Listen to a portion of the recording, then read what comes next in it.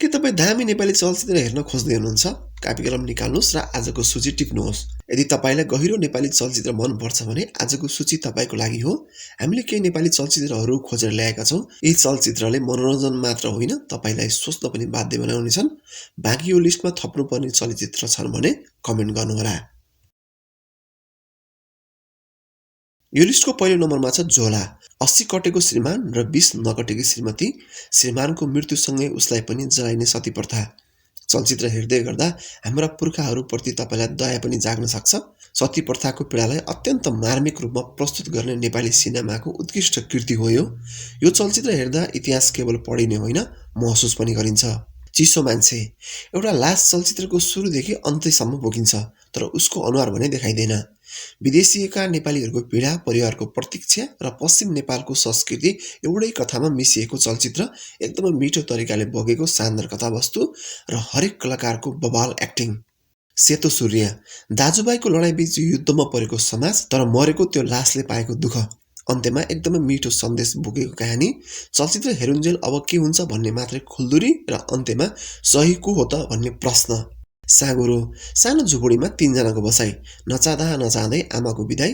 निम्न वर्गीय भनौँ वा सुकुम्बासी परिवारको कथावस्तु। साना साना डिटेलहरू एकदमै नोटिस हुने तरिकाले कथामा प्रस्तुत गरिएको छ। यसको एन्डिङले तपाईँलाई पेनफुलवाला गुस्बम भने पक्कै दिन्छ। दासढुङ्गा। यो चलचित्र मदन भण्डारीको हत्याकाण्डकै बारेमा हो। त्यो बेला मदन भण्डारीको हत्याकाण्डलाई सुल्झाउन नेपाल प्रहरीले केसम्म गरेको थियो र राजनीतिक दबावले कसरी केस सुल्झाउन सकेन भन्ने चलचित्रले प्रष्ट रूपमा देखाएको छ। कागबेनी।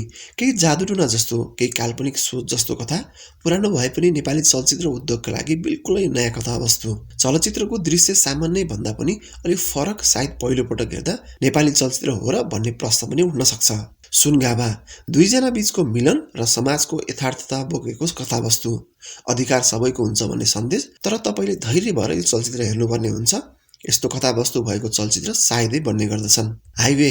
धेरै कम मानिसले यो नाम सुनेको हुनुपर्छ। नेपालमा पनि यसको चर्चा कमै भएको थियो, तर अन्तर्राष्ट्रियमा भने धेरै चर्चा कमाएको चलचित्र हो यो। पहिलोपटक हेर्दा केही समयसम्म तपाईँको दिमागमा भने पक्कै बस्नेछ।